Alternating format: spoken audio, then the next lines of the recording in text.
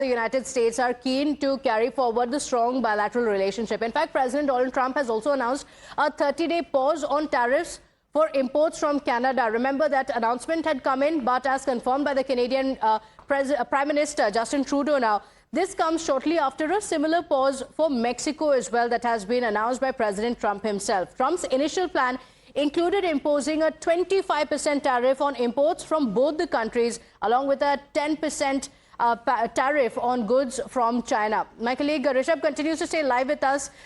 Before I go to you, Suresh Goyal, former diplomat, also joining us on the broadcast. Ambassador Goyal, how do you see this play out? Because, you know, this was one of the key issues that President Trump spoke of during his campaign as well. It was one of the first decisions that he took as he took over as the President of the United States as well. But now there is a pause, but the messaging that has gone behind it becomes very important, isn't it?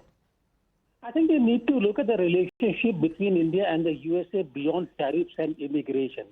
We need to look at India's relationship with the US in more strategic terms as a partner with the USA, strategic partner in the case of Indo-Pacific. Quad is an important component of that relationship.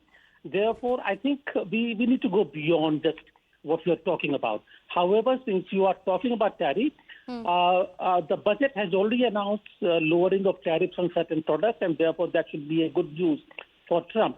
Even then, there is no guarantee that Trump will not raise the issue of tariffs, but that will not impede the metrics of the relationship, nor will immigration, I think, because the USA does need experts and talent and trained manpower for its own industries, and most of the people from India with legal H-1B visa are in that kind of those kind of sectors.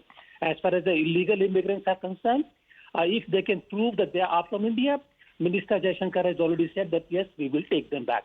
So therefore, we need not worry about this.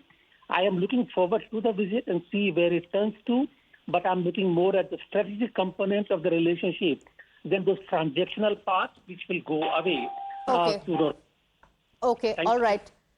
All right, Ambassador, thank you for joining us. In fact, the Canadian Prime Minister Justin Trudeau has also taken to social media X, and here's what he says. He says, I just had a good call with President Trump. Canada is implementing our $1.3 billion border plan, reinforcing the border with new choppers, technology and personnel, enhanced coordination with our American partners, and increased resources to stop the flow of fentanyl. Nearly 10,000 frontline personnel are and will be working on protecting the border. Remember, this is going to be very important because one of the key issues, like we mentioned time and again, that Donald Trump had spoken even during the campaign was to seal the borders, to secure the borders. And now the message coming in from the Canadian Prime Minister as well, that Canada is also working on the same. This is after the announcement on the tariff that had come in from the United States, saying in addition, Canada is also making new commitments to also bring in changes. We will list cartels as terrorists. So securing the borders, one of the key issues that the United States has spoken about. The Canadian Prime Minister saying that we will be listing cartels as terrorists, ensuring 24/7 eyes on the border. So this is the agreement that the United States as well as Canada have reached upon, after which the US has said that for now there is going to be a pause. More breaking updates coming.